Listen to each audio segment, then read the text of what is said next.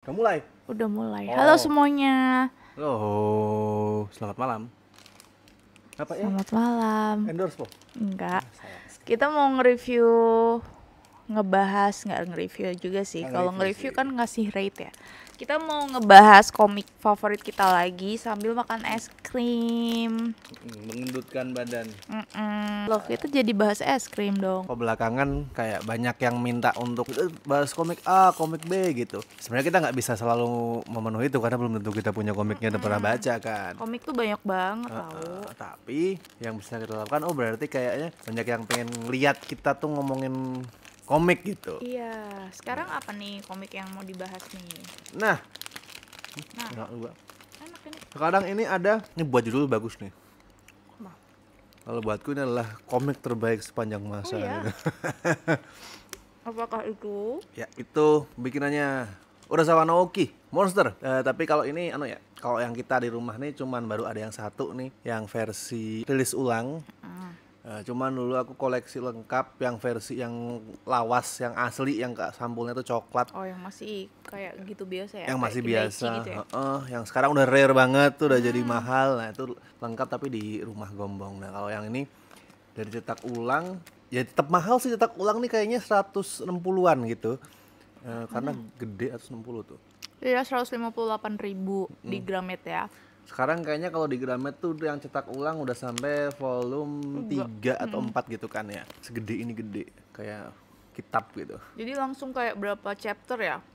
Kalau dibanding sama yang lama, ingat nggak sayang? Kayaknya ini mengcover 2 volume. Oh, 2 yang doang. lama. Correct me if I'm wrong, tapi kayaknya 2. Jadi 2 chapter jadi 1. Jadi monster yang asli itu ada 18. Kalau yang ini mungkin jadi 9 atau 10 nanti.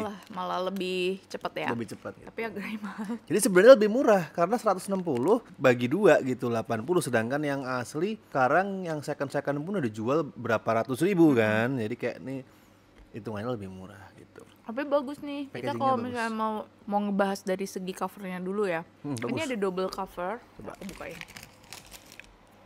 Jadi covernya tuh kayak ada lapisan lagi gitu nih. Dalamnya sih biasa ya. Yang ini cuma ada tulisan monster gitu. Sebenarnya kalau misalnya untuk dibaca sebenarnya supaya tidak rusak sih aku nyaranin dilepas dulu yang cover luarnya. Terus bacanya gini. Nah, terus kertasnya juga lebih bagus ya dibanding benar. yang dulu. Kertasnya tuh Lebih lebih tebal. putih, Lebih putih, warnanya lebih tebal. lebih terang. Dulu kan grey gitu. Sama ada beberapa halaman yang berwarna. Mana tadi? Nah, nih. Ya. Ada beberapa halaman yang pakai warna gitu, jadi cakep banget. Nih, tuh. Kalau gambarnya sih nggak usah dipertanyakan lah. Gambarnya keren banget, realistik banget. Aku sebenarnya tuh tahu ini dulu tahu sih, karena itu kan termasuk yang terkenal ya zaman dulu, zaman aku kecil. Tapi sebenarnya aku tuh nonton animenya dulu.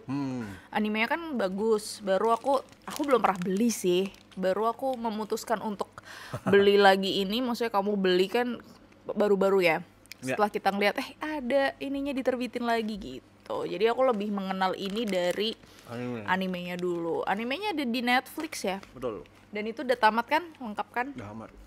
Nih, kisahnya tentang apa sih? Sayang deh yang cerita yang lebih tahu dan lebih suka. Ini kayak misteri pembunuhan sebenarnya, psikologi, thriller psikologis. Latarnya Jerman. Tepatnya tuh seingatku di Düsseldorf bukan ya. Aku lupa awalnya. Tapi ini di Jerman. Itu karakter utamanya adalah dokter bedah asal Jepang namanya Kenzo Tenma. Dia pokoknya dianggap sebagai dokter paling jenius gitu lah. Bedah paling jenius, orang yang dikiranya tuh udah pasti mati di tangan dia selamat. Dan dia tuh deket sama pasien, dia dokter yang baik gitu. Sampai suatu ketika dia itu dapat tugas untuk menyelamatkan pejabat. Tapi di saat bersamaan datang juga pasien yang lain yang bukan orang petinggi gitu lah, yaitu 2 anak kembar gitu. Nah, di situ Tenma tergerak untuk aku harus menyelamatkan yang ini gitu. Karena mereka udah datang duluan. Padahal kalau pihak rumah sakit secara politis menyuruh dia untuk nyelamatin yang petinggi lah. Nah, tapi Tenma merasa nuraninya tuh enggak, aku harus nyelamatin yang datang duluan gitu. Hak mereka. Diselamatkanlah itu. Selamat tuh. Jadi yang cewek itu sebenarnya cuma shock, tapi yang cowok itu kepalanya tembak. Yang cewek tuh namanya adalah Johan. Sedangkan yang cewek itu namanya adalah Nina Frotnier. Awalnya tuh udah di situ. Yang ternyata nantinya setelah bertahun-tahun berselang terjadilah kasus pembunuhan yang dilakuin oleh Johan. Dan itu bikin Tenma itu dituduh sebagai pelakunya gitu. Simpelnya sih gitu ya, simpelnya gitu. Tenma dituduh jadi pelakunya, terus dia kabur jadi buron, tapi dia buron bukan sekedar kabur, dia tuh pengen membunuh Johan gitu, karena dia merasa bersalah dulu tuh harusnya aku nggak menyelamatkan anak ini. Karena dia nyelamatin jadinya Nah, malah jadi kayak pembunuhan berantai iya, gitu. Walaupun betul. ini tapi spoiler nggak? Sebenarnya kan dia nggak pernah ngelakuin pembunuhan secara langsung ya. Tenma, Johan. Iya, Johan. Johan. Pakai tangannya sendiri. Johan itu kalau nggak pernah. Kalau dia menusuk, dia menembak, apa nggak pernah. Yang pernah dilakuin, yang the closest things to membunuh secara langsung adalah korbannya di depan dia, terus dia brainwash dengan kata-kata dia untuk melakukan bunuh diri gitu. Itu dia melakukannya. Sebenarnya itu kan secara nggak langsung itu pembunuhan, tapi nggak tahu apakah bisa dituntut atau enggak. Tapi intinya memang dia nggak pernah secara langsung mengambil nyawa orang, nggak pernah. Nggak pernah yang dor gitu Nggak atau pernah. nusuk gitu, nggak pernah ya. Nggak pernah. Dan Tenma pun gitu maksudnya sampai akhir cerita ya, mungkin spoiler tapi nggak akan mempengaruhi kesenangan kalian bacanya kok. Dia latihan nembak, dia latihan ini itu gitu, dan dia selalu ngomong bahwa aku suatu saat akan memakai pisau ini untuk membunuh orang, tapi sampai akhir dia tidak pernah bunuh orang pada akhirnya. Dia nembak orang, pernah nembak tangan, nembak apa gitu, penjahat ya, tapi bunuh orang dia nggak pernah. Dan itu artinya sampai akhir Tenma itu adalah orang yang menyelamatkan nyawa, dia bukan orang yang merenggut nyawa. Itu poinnya di situ. Iya, gimana pun walaupun korban pasiennya dia tuh jadi penjahat atau apa, yang penting tugasnya dia tetap itu ya. Betul, menyelamatkan nyawa. Nah, kalau nanti kalian baca nih sepanjang semua ceritanya, kan dia buron tuh. Nah, Tenma akan mampir ke desa A, desa B, terus kemudian ketemu orang yang jadi teman dia gitu, dan selalu mereka tuh sama. Di awal mungkin mereka ini tersangka kasus pembunuhan gitu, tapi terus setelah mereka kenal Tenma lebih jauh, Tenma nolong mereka atau nolong keluarga atau nolong warga desa lain, mereka mulai kayaknya dia nggak melakukan pembunuhan itu deh, dia bukan orang yang mengambil nyawa, dia orang yang menyelamatkan nyawa gitu. And it's really good.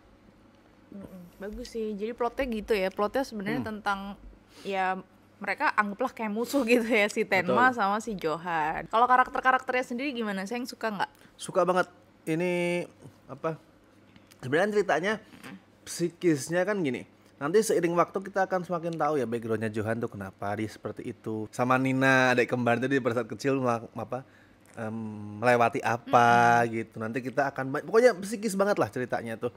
Dan kalau karakternya, nah yang aku suka dari karakternya, setiap karakternya itu punya elemen dinamika psikologis yang kuat, asik gara-gara sarjana psikologi nih. Kenapa tuh kamu bisa bilang gitu? Gini, kalau Johan sama Nina itu sampai akhir kita masih selalu menduga-duga sebenarnya monsternya itu siapa gitu loh. Dan di sini monster itu apa? Apakah si Johan yang mendalangi pembunuhan atau orang-orang yang melakukan eksperimen kasarnya terhadap Johan sampai dia tuh psikisnya terganggu gitu. Nah, jadi Johan pada saat kecil itu dia tuh ada di panti asuhan. Mereka ya? Johan ya? sama Nina sih sebenarnya. Johan itu ada di panti asuhan yang namanya itu alamatnya 511 Kinderheim. Asik, masih ingat. Dan di situ nanti kita akan lihat juga orang-orang lain yang lulusan panti asuhan itu gitu. Dan mereka tuh selalu sama. Mereka itu tidak tahu cara beremosi. Nah, ada yang kemudian mayoritas itu tumbuh jadi orang jahat. Jadi kaki tangannya Johan untuk membunuh dan segala macam, tapi ada juga yang baik. Nah, yang baik nanti kita juga bisa ngelihat sisi psikologisnya tuh. Kayak ada karakter namanya itu, aku lupa namanya ya, yang orangnya tuh kurus nih, aku udah lama nggak baca soalnya. Orangnya tuh kurus, kalau pembacanya pasti tahu. Orangnya kurus, terus dia itu mengidolakan superhero namanya Magnificent Steiner gitu. Ada Grimm atau siapa ya, itu aku lupa. Itu dari situ kita belajar juga gitu psikis karakternya seperti apa gitu. Dia karakter yang baik sebenarnya, tapi kekurangan dia itu satu, dia nggak bisa merasakan emosi. Jadi dia kalau pas ketemu Tenma dia ngomong, ini apakah aku tersenyum ini ada respon yang tepat gitu. Kalau misalkan ada anak-anak tuh memuji dia, terus dia bilang aku bahagia kok, sebenarnya Tenma bahagia tuh senyum kan ya gitu. Nah, dia nggak tahu cara mengeluarkan emosi yang tepat. Nah, hal-hal psikis kayak gitu yang sering kita temuin di sini. Aku suka ya di situ. Sama itu karakter-karakter ini ya, yang karakter pendamping. Hmm. Kalau karakter utama dari berarti berapa tuh? Ada Johan. Johan, Nina sama Tenma sih sebenarnya. Heeh. Kamu suka kayak dinamika karakter mereka dalam ini Suka. nggak? Suka banget, suka banget. Apa sih namanya? Hubungan-hubungan mereka gitu. Karena Johan nih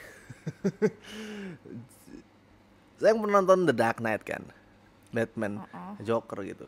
Buatku orang paling karakter fiktif di media populer ya, yang lebih sinting dari Joker cuman ada Johan Liebert ini. Jadi kayak dia memang tidak ingin apa-apa gitu. Dia cuman ingin ngelihat apa sih, dunia itu terbakar. Tapi dia sebenarnya itu didasari sama ya itu tadi, dia itu bingung gitu, sebenarnya aku tuh siapa. Johan ini suicidal banget orangnya. Dia tuh pengen aku tuh waktunya aku tuh pengen mati gitu. Tapi itu lebih karena bukan karena dia sedih, bukan karena dia apa, tapi dia tuh nggak tahu sebenarnya aku tuh siapa di dunia ini, namaku tuh siapa, identitasku tuh siapa gitu. Jadi menariknya, wah gimana ya menjelaskannya ya. Pokoknya ini kalau kalian pengen tahu hal-hal psikologis soal self gitu, inner self, soal emosi, soal depression, soal apa sih, manipulasi dan lain-lain, semua ada di karakternya gitu. Dan yang aku suka dari dinamika trio itu adalah pada akhirnya dan dari awal sebenarnya sih, mereka saling ngomong. Tenma misalkan, aku akan bunuh Johan. Nina juga, aku akan bunuh Johan. Johan ngomong ya apalah misalkan, sampai ketemu di mana gitu kalian gini. Pada akhirnya mereka nggak pernah ada yang saling benci loh. Tenma yang pengen ngebunuh Johan, Nina yang dia pengen ngebunuh Johan pun nggak ada yang benci gitu. Pada akhirnya yang diucapin, aku ingat banget yang diucapin Nina pada saat ketemu Johan terakhir kali, bukan terakhir kali sih, di episode terakhir, volume terakhir itu adalah dia ngomong, aku memaafkanmu gitu. Jadi intinya ini nggak ada orang yang saling benci banget dari tiganya itu. Dinamikanya itu lebih kompleks daripada sebatas oh ini ada pembunuh, ini yang ngejar pembunuh gitu. Dan itu betul. Dan nantinya semua orang di sini selalu punya sisi kerapuhannya masing-masing. Itu yang aku suka. Termasuk nanti pokoknya kalau saya yang baca tuh kalau udah sampai terakhir tuh nanti bakal nemu kayak apa neo-Nazi segala macem, terus apa bos tentara apa yang semuanya tuh kejam tapi mungkin katanya jahat banget gitu, tapi nanti kita juga ngeliat sisi rapuhnya dia pada saat dah tua tuh seperti apa, dia menyesali kehidupannya pada masa lalu gitu. Kompleks pokoknya karakternya, nggak ada yang hitam putih. Iya benar. Aku sih waktu di animenya aku belum nonton sampai selesai juga sih, cuman menarik karena itu beda nggak sama ini. Aku mau nanya sih. Jadi kalau yang di animenya tuh kan kayak ada ceritanya gitu yang monster dia nggak punya nama. Oh iya, betul. Nah itu ada nggak di Nameless sini? Monster ada, betul. Di sini ada juga Monster ya. with No Name tuh ada. Dan bahkan setauku itu enggak deng. Itu malah aku pengen itu buku dicetak jadi buku beneran. Tapi di sini nggak ada berarti? Ada. Oh ada. Ada itu cerita. Nah, itu sebenarnya apa cerita yang menggambarkan kehidupan Johan gitu loh. Dia tuh mencari namaku siapa gitu, dalam arti siapa aku gitu loh. Berarti tuh analoginya mereka sebenarnya. Iya betul, tuh recapnya. Monster tuh apa gitu ya? Nah betul. Karena ini kan emang judulnya monster. Ya pertanyaannya adalah siapa sebenarnya monster itu? Gitu. Ada nggak monsternya gitu? Dan begitu sampai ending, udah sampai endingnya belum sayang? Belum. Itu endingnya kan salah satu ending yang paling banyak diperdebatkan di sejarah manga ya. Oh iya. Karena orang banyak yang bertanya-tanya, bahkan sampai sekarang pun. Dulu aku sempat punya keyakinan endingnya A. Terus kemudian aku baca lagi, terus aku baca pendapat orang, aku masih gampang, oh ya jangan-jangan B gitu. Karena endingnya itu so simple sebenarnya, tapi mempertanyakan, bikin kita tuh bertanya-tanya sama semua perjalanan yang udah kita lalui gitu. Ya, apakah sebenarnya yang monster itu siapa gitu? Atau yang menciptakan monster itu siapa? Gitu ya? Bahkan ada yang saya bertanya-tanya, jangan-jangan semua ini nggak pernah terjadi gitu loh. Semua yang ada di buku, ada yang juga berteori seperti itu gitu. Iya. Dan buatku tuh teorinya make sense gitu. Ada yang berteori bahwa ya ini sebatas apa, cerita soal Tenma yang apa mempertanyakan sisi gelap dirinya gitu, banyak banget lah pokoknya. Kalau sampai di ending tuh akan multi interpretasi. Ya, menarik banget ya sebenarnya. Aku bakal baca sih, tapi aku tuh sebenarnya menunda untuk baca karena baru punya satu. Nanti aku penasaran gitu loh. Lama terbitnya. Iya, karena diterbitin ulang ya. Mungkin karena apa ya yang bikin lama. Tapi Grimmer. Oh, nama yang Nama tadi. tadi yang tiba-tiba masih dari tadi masih anjir. Kok Ben Grimm kan Fantastic Four. Grimmer. Tapi Kayaknya sebenarnya ini kan untuk dikoleksi pun ya. Misal kamu kan udah punya, itu kalau misalnya pengen beli ini lagi worth nggak sih? worth banget. Soalnya ini Worth bagus banget ya sebenarnya aku lihat. Selama kalian punya spare duit ya, karena ini nggak murah-murah banget gitu, jadi worth sangat worth. Tapi sebenarnya kalau kamu belinya kayak kan terbitnya kayak 3 bulan gitu ya nggak apa-apa sih ya. nggak apa-apa. Nggak apa-apa, maksudnya nggak terlalu mahal kan, bisa ngumpulin duit lagi. Betul. Kayak 160.000, nanti 3 bulan lagi baru beli. Ini maksud aku ngomong gitu karena ini bahannya bagus banget sih. Aku sampai ini ada yang kertasnya kayak Tembus pandang. hampir transparan gitu, terus ini kelihatan dikit. Jadi untuk dikoleksi bagus gitu. Apalagi kalau kalian memang sama sekali belum punya ya.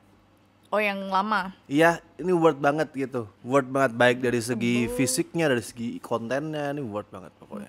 Ini MNC sebenarnya, udah Ya. media juga, tapi dia kayak sekarang tuh emang yang ini yang baru-baru Akasa ini. Oh ya benar. Aku mulai sering melihatnya. Akasa. Nih, itu tadi dari segi ceritanya ya. Terus apa lagi yang bikin kamu tertarik? Sama gini nih. Kayak kan ada juga kasus kayak kayak Sayang nih, yang menonton atau ya tahu monster tuh dari animenya dulu gitu. Nah, kalau misalkan kalian masih gamang, nih sama sekali belum pernah ya manga atau animenya, saranku manganya dulu. Oh, malah manganya dulu. Yes, kenapa? Karena animenya kan bukan anime baru. Dia dibuat pada saat medium anime itu ya masih banyak keterbatasan, belum semodern sekarang gitu. Jadi aku pada saat kemarin kan sempat nonton aku ya. Wah, ini banyak momen yang belum maksimal ke-translate gitu loh. Nah, karena memang keterbatasan gitu, bukan karena jelek, tapi karena memang pada saat animenya dibuat dulu belum seperti sekarang gitu teknologi. Makanya aku sebenarnya pengen, wah, di remake cakep nih kalau monster di remake kayak sekarang. Makanya itu kalau saranku kalau misalkan belum itu, sebagai orang yang pernah mengkonsumsi dua mediumnya ya, anime sama manganya, kalau memang belum pernah nyobain satu pun, komik dulu. Ini dulu aja ya, Komik komik dulu. dulu. Betul. Tapi kalau misalnya mau cepet nih bacanya, ya udah beli yang second itu. Iya, ya nggak apa-apa. Banyak kok ngeliat, meskipun mahal Banyak, ya. tapi mahal banget. Kemarin ada yang sampai 1 juta yang full what set. the- Iya. Oh, full set. Full set. Oke. Berapa, 18 itu ya? 18. Full set Berarti ada, ya cari aja sih. 100 ribuan lah per volume lah. Ya sebenarnya murah ya. Tapi mungkin kan itu Cuman second ya. nggak tahu kondisinya. Betul, Karena kan ini gitu. udah terbitan lama, tahun berapa sih, sayang? Aduh, aku kayaknya dulu beli monster tuh ya SD. Iya, berarti ya udah 20 tahun lebih ya. Lebih, Udah lebih. 20 tahun lebih. Jadi ya mungkin Lebih. kondisinya ya kalau second nggak usah berharap bagus banget ya. Ya. Kalau misalnya mau sabar beli ini sekalian untuk koleksi bagus. Betul. 2008 ya. Apa? Monster, mana 2008 ya? Aku tuh mungkin ya SMP, SD SMP lah 2008, 2007 gitu. Oke, terus apa lagi nih yang menarik lagi? Karena aku belum baca ya, belum tahu. Apa ya yang menarik Nah, lagi? ya ada karakter, terus gambar udah ya, gambarnya keren. Kalau gambar Urasawa Naoki tuh ini dia apa sih? Dia tuh bukan orang yang showy banget istilahnya lah. Bukan orang yang waduh, gambarnya tuh tiba-tiba banyak yang mencolok atau apa. Cuman kadang yang aku suka dari Urasawa Naoki tuh, coba deh diperhatiin, kebanyakan kan dia close up. Tapi nanti ada satu titik pada saat itu perlu gong ceritanya, dia pakai landscape. Dan itu pasti selalu kayak anjir gitu. Di sini ada nggak ya contohnya? Ada nggak ya momen pas itu coba? Ya nggak, ya agak wide gini lah, agak wide gini. Jadi nggak harus yang gede banget sih, cuman gitu. Bahkan aku pernah, ini buatku adalah ini volume terakhir sih, tapi aku nggak akan reveal secara detail ini karena di volume terakhir. Di volume 18 itu pada saat konfrontasi final Johan sama Tenma. Jadi itu landscape, gambarnya tuh simple. Jadi si Tenma itu sambil agak berlutut dia nembak gini kan. Terus si Johan tuh ngomong di sini, tembak di sini gitu. Jadi kayak kita ngelihat landscape, Tenma di sini, Johan tuh di sini berdiri sambil gini. Simpel banget gambarnya. Tapi merinding ingetnya. Backgroundnya tuh juga nggak yang detail banget, kayak dia cuman ngasih padang kosong gitu, ada itu kayak apa ya? Pada saat aku baca, itu kayak aku ngerasa ini kayak akhir dunia, ini kayak sesuatu yang kacau banget, kayak sesuatu yang, padahal nggak ada movement di situ, tapi aku ngerasa kayak ini ada sesuatu yang kacau banget di sini ya. Itu aku ngerasa Urasawa Naoki baik dari cerita ataupun dari gambar, dia tuh orang yang paham sama kondisi psikis manusia, emosi manusia gitu. Contoh ini deh, tadi aku nemu volume 1 pada saat, nah ini juga contoh nih, nih ini ini adalah konfrontasi pertama Johan sama Tenma. Ini di remake, di ending mirip kayak gini. Nah terus yang aku suka juga tuh yang gini, dia tuh bisa banget menggambarkan kalau emosi negatif sih biasanya sih, ketakutan, kesedihan manusia tuh lewat ekspresi tuh bagus banget Urasawa Naoki. Iya tuh kayak apa? Dari shadingnya gitu, bayangannya dari bawah gitu ya. Kayak kita ngeliat, wah ini orang nih ngeliat sesuatu yang serem banget nih. Wah Urasawa Naoki. Tapi di sisi lain dia juga selalu bagus kalau, nah hal yang, Ya ini. nah tuh hal yang menyentuh gitu-gitu, gimana dia main backgroundnya. Tadi kan backgroundnya hitam, ini dikasih background putih gitu. Dia dengan sangat simpel dia tuh bisa menggambarkan emosi manusia dengan kuat gitu. Iya benar-benar. Ini tuh sebenarnya kalau aku lihat tadi banyak yang backgroundnya polos-polos. Backgroundnya polos. Dibandingin sama Yotsuba tuh kan jauh, betul. detail kotanya kayak Yes. kecil-kecil tuh digambar sama dia kan. Betul. Tapi tetap kerasa emosi-emosinya dari ekspresi ya berarti ya. Ini Kalau- kan sebenarnya kayak polos-polos semua nih. Polos. Rata-rata. Dia tuh cuman agak detail biasanya tuh adalah di saat karakternya ke tempat baru. Nah, itu dia landscape gitu. Cuman kalau ini dia simple. Tapi simple bukan karena nggak bisa gambar kalau Naoki. Karena memang itu style dia. Dia lebih fokus ke gimana sih dia menggambarkan emosi karakter daripada dia memperlihatkan detail-detail gitu. Ya, dia ngelihat urgensinya aja Betul. gitu. Kalau yang penting memang penggambaran vibes dari Nah. ininya, maksudnya adegannya gitu. Ya dia gambarnya detail tadi ada kan. Betul, Kalau betul. misalnya ekspresi ya udah Dia udah fokus zoom di- itu. Baca lah. Gambarnya keren sih, aku suka tipikal yang gini-gini. Yes. Aku belum lama iya aku kayaknya berapa bulan lalu gitu terakhir baca, dan aku selalu suka monster. Teman pada saat aku baca kemarin aku batin gini. Wih, pada saat masuk klimaks gitu di sebuah desa, aku nggak inget loh klimaksnya itu benar-benar setegang ini. Dia tegang banget. Dia sekali lagi Urasawa Naoki itu bisa munculin kesan kalau kita lagi menyaksikan kiamat tanpa harus ada kiamat gitu loh. Tanpa ada kecelakaan mobil Nggak atau ada gitu. bom atau apa gitu. Betul. Kayak aku ngerasa anjir, ini kenapa intens banget, kenapa kayak ngeliat impending doom gitu, ada sense of impending doom, kayak ada kehancuran yang ya udah kita nggak bisa menahan, nggak bisa menghalangi, itu akan terjadi gitu. Kalau klimaksnya kan ceritanya ada di sebuah, ya aku nggak akan spoiler, tapi intinya di sebuah desa kecil yang damai banget, tapi kemudian satu persatu warganya itu, bukan warganya sih, satu persatu tuh terdengar suara tembakan gitu, dan tanpa sengaja karakternya tuh ngumpul semua di situ gitu loh, kayak ini sepertinya akan terjadi sesuatu gitu. Itu keren banget, top lah, jadi baca. Tapi ini nggak ada yang itu ya. Ini semua Apa?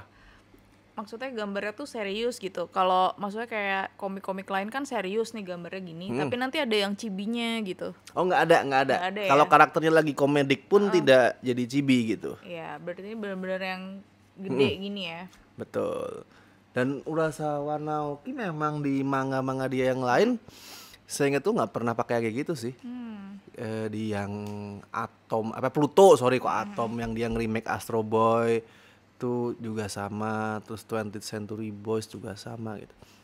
Jadi Jadi kalau serius-serius semua ya. serius, tapi intinya kalau kalian belum pernah membaca karyanya Urasawa Naoki, buatku ini Ini adalah dulu ya. Ya. Mungkin kalau kalian udah jatuh cinta sama ini, cobain yang coba tadi. yang lain gitu. Kalau dia pokoknya kan yang esensial ini Monster, Pluto sama 20th Century Boys. Kalau 20th Century Boys tuh mungkin yang paling bukan komersil, yang paling apa sih appeal-nya tuh paling ya wide appeal gitu.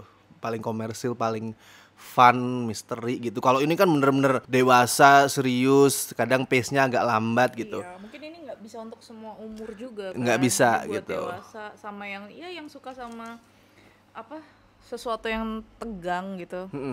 Sama yang suka psikologi ya pasti Betul, ya. psychological thriller ini. Konspirasi-konspirasi gitu. Yes. Tapi sebenarnya kalau kalian mau coba yang manapun boleh sih. Pluto kalian akan kaget kalau anjir cerita Astro Boy bisa jadi kayak gini gitu. Kalau Century Boys kalian akan tahu kenapa banyak pembaca manga yang sering kayak gini pose sahabat gitu-gitu. Nah, kayak aku sama temen kan sering gitu kan, sahabat gitu-gitu. Nah, itu bisa. Tapi kalau aku itu semua bagus. Itu semua buatku adalah 5 stars komik tapi favorit, personal favorite. Kalau menurut kamu, misalnya kita mau cari bacaan santai itu bisa nggak? Santai. Atau ini harus mikir? Santai itu nggak, karena itu tadi ya serius, pace-nya nggak cepet gitu. Tapi ya kalau bisa juga hati kalian jangan lagi down lagi karena depresif nih. Karena kalian beneran akan ngeliat di sini eksperimen manusia yang bukan secara fisik tapi secara psikis. Dan kalau kalian berharap wah ini yang horor yang gore, itu juga tidak gitu. Bahkan saat pembunuhan pun juga nggak kayak gitu, lebih nusuk ke emosi, ke psikis gitu daripada ke mata gitu. Jadi ya nggak bilang ini bacaan santai, tapi kalau kalian lagi in the mood, nggak akan stop gitu.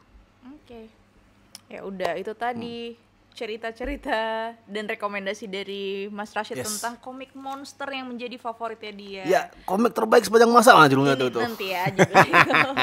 Nah, kalau misalnya kalian ada yang udah pernah baca ini atau pengen baca juga, ada pertanyaan, boleh sih komennya, nanti kita pasti balas. Terus kalau misalnya buat kalian yang pengen kita ngerekomendasiin apa atau kita disuruh ngebaca apa juga mungkin boleh. baca komik ini dong. Kemarin ada yang bilang baca Ouroboros gitu, dia juga nemu ini menarik nih. Belum pernah tahu. Boleh nanti kalian komen aja, siapa tahu kita nanti bisa review juga. Atau kalau ada yang nggak setuju, kayaknya buatku bukan komik terbaik sepanjang masa, coba share apa kalau gitu yang terbaik sepanjang masa gitu. Siapa tahu kita juga belum baca dan kita nanti bisa baca juga. Kalau jawabannya kayak One Piece gitu mah kita tahu gitu. Tapi kalau jawabannya tiba-tiba ada komik yang obscure yang apa sih? Wah, itu menarik tuh. Soalnya sekarang emang perkembangan komik kan ini banget ya, di Jepang lah terutama. Industri komik tuh maksudnya banyak penerbit. Dan ini juga komikus mangakanya. Yang mangakanya juga sering ngeluarin gitu. Siapa tahu malah ini Urasawa Naoki ternyata ada lagi yang lagi ongoing di Jepang. Aku lagi nggak update juga ya. Siapa tahu mungkin ada gitu. Tapi aku nggak tahu. Cobalah. Ya, coba saranin ke kita atau yang komik-komik lama juga boleh deh. Boleh. Zaman Cikako gitu nggak apa-apa. Boleh. Oke semuanya, thank you yang udah nonton video ini sampai selesai. Dadah.